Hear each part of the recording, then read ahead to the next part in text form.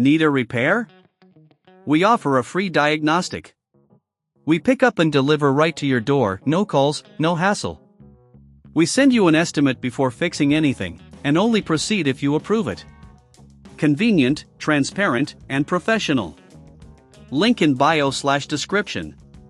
To begin cleaning your Dyson HD07, gather the necessary tools: a flathead screwdriver, a Phillips screwdriver, a soft brush, and a microfiber cloth.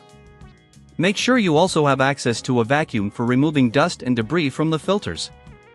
First, unplug your Dyson HD07 to ensure safety while you work. Start by removing the bin from the vacuum. Press the bin release button and lift the bin away from the main unit.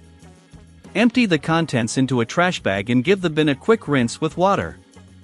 Avoid using any harsh chemicals as they can damage the plastic. Next, focus on the filter. Locate the filter at the top of the vacuum. Remove it by twisting it counterclockwise.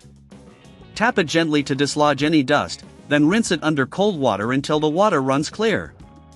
Allow it to air dry for at least 24 hours before reassembling. If you find that cleaning the filter is too time-consuming, remember we offer professional diagnosis without obligation, ensuring your vacuum is always in top shape. Now, let's clean the brush bar. Use the flathead screwdriver to remove the brush bar from the base of the vacuum. Inspect it for any hair or debris wrapped around it. Use the soft brush to clean the bristles. If you encounter stubborn dirt, a damp microfiber cloth can help. Reinsert the brush bar and secure it back in place. While you're at it, examine the hose for any clogs.